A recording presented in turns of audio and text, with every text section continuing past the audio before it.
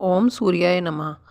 प्रिय भक्तजनों, राधे राधे। आज मैं आपको रविवार के व्रत की विधि और कथा सुनाने जा रही हूँ। अगर आपको हमारी ये कथा अच्छी लगे तो कृपया करके हमारे चैनल को सब्सक्राइब कीजिएगा और बेल आइकन ऑन कीजिएगा ताकि आपको आने वाली हमारी सारी वीडियो का नोटिफिकेशन मिल जाए। तो आइए शुरू करते हैं रविवार के व्रत की विधि। कथा विधि एवं सर्व मनोकामनाओं की पूर्ति हेतु रविवार का व्रत श्रेष्ठ है। इस व्रत की विधि इस प्रकार है। प्रातःकाल स्नान आदि से निवृत्त हो स्वच्छ वस्त्र धारण करे, शांत चित होकर परमात्मा का स्मरण करे। भोजन एक समय से अधिक नहीं करना चाहिए। भोजन तथा फलाहार सूर्य के प्रकाश रहते ही कर लेना उचित है। यदि निराहार रहने पर सूर्य छिप जाए तो दूसरे दिन सूर्य उदय हो जाने पर अर्घ देने के बाद ही भोजन करें। व्रत के अंत में व्रत कथा सुननी चाहिए। व्रत के दिन नमकीन तेल युक्त भोजन कदापि ग्रहण न करें। इसके करने से मान सम्मान बढ़ता है और शत्रुओं का नाश होता है। आँख की पीड़ा के अतिरिक्त अन्य सब पीड़ाएं दूर होती हैं। रविवार व्रत की कथा तो आइए शुरू करते हैं। एक बुढ़िया थी।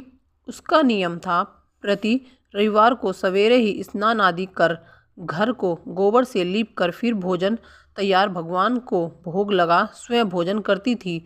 ऐसा व्रत करने से उसका घर अनेक प्रकार धन धान्य से पूर्ण था। श्री हरि की कृपा से घर में किसी प्रकार का विघ्न या दुख नहीं था। सब प्रकार से घर में आनंद रहता था। इस तरह कुछ दिन बीत जाने पर उसकी एक पड़ोसन जिसकी गौ का गोबर वह बुढ़िया लाया करती थी, विचार करने लगी कि यह वृद्धा सर्वदा मेरी गाय का गोबर ले जाती है, इसलिए अपनी गाय को घर के भीतर बांधने लग गई। बुढ़िया को गोबर न मिलने से रविवार के दिन अपने घर को न लीप सकी, इसलिए उसने ना तो भोजन बनाया न भगवान को भोग लगाया तथा स्वयं भी उसने भोजन नहीं किया। इस प्रकार उसने निराहार व्रत किया। रात्रि हो गई और वह भूख से सो गई। रात्रि में भगवान ने उसे सपने में दर्शन दिए और भोजन न बनाने तथा भोग न लगाने का कारण पूछा। वृद्धा ने गोबर न मिलने का कारण सुनाया।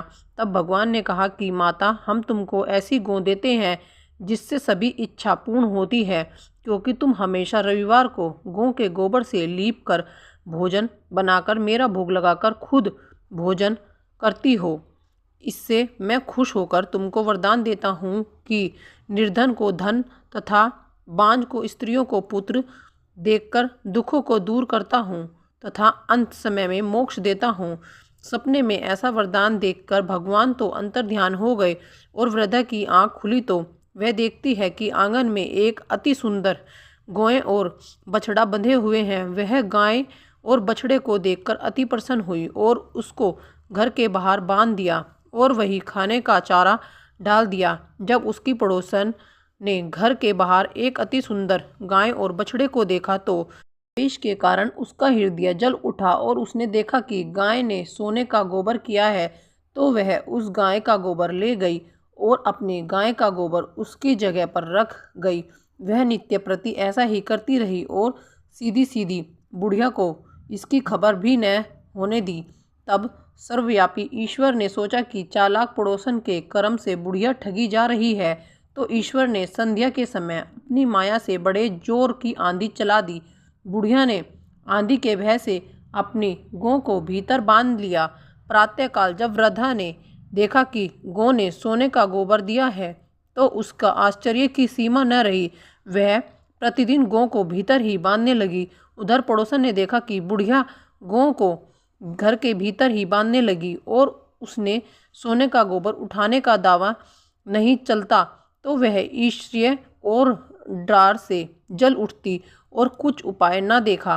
पड़ोसन ने उस देश के राजा की सभा में जाकर कहा, महाराज, मेरे पड़ोस में एक वृद्धा के पास ऐसी गौ है जो आप जैसे राजाओं के ही योग्य है। वह नित्य सोने का गोबर देती है। आप उस सोने से प्रजा का पालन करिए। वह वृद्धा इतने सोने का क्या करेगी। राजा ने यह बात सुन अपने दूतों को वृद्धा के घर से गौ लाने की आज्ञा दी। वृद्धा प्रातः ईश्वर को भोग लगा भोजन ग्रहण करने जा ही रही थी कि राजा के कर्मचारी गौ खोलकर ले गए। वृद्धा काफी रोई चिल्लाई, किंतु कर्मचारियों के समक्ष कोई क्या कहता। उस दिन वृद्धा गौ के वियोग में भोजन ना खा सकी और रात भर रो रो कर सो गई।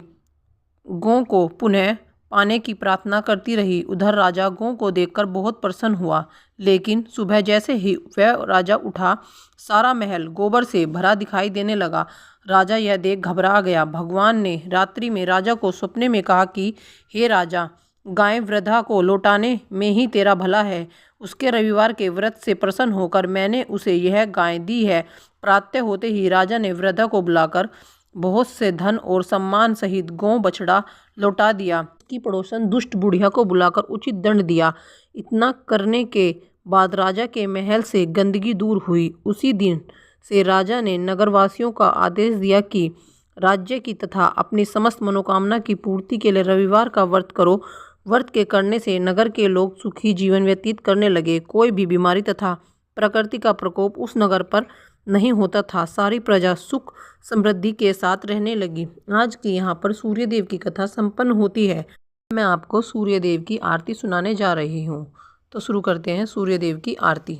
ओम जय सूर्य भगवान, जय हो दिनकर भगवान, जगत के नेत्र स्वरूपा, तुम हो त्रिगुण स्वरूपा। ओम जय सूर्य भगवान, धरत सब है तव ध्यान।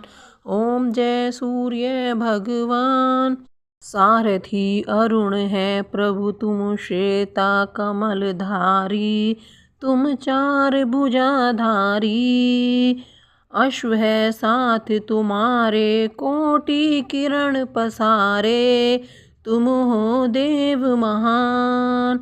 ओम सूर्य भगवान, ओम सूर्य भगवान, ऊष्मा काल में जब तुम उदय चाल आते, शब तब दर्शन पाते फैलाते उजियारा, जागता तब जग सारा करे सब तुम गुणगान। ओम जय सूर्य भगवान, ओम जय सूर्य भगवान, संध्या में भुवनेश्वर आस्था चले जाते, गोधन तब घर आते, गोदली बेला में हर घर हर आंगन में हो तम महिमा गान।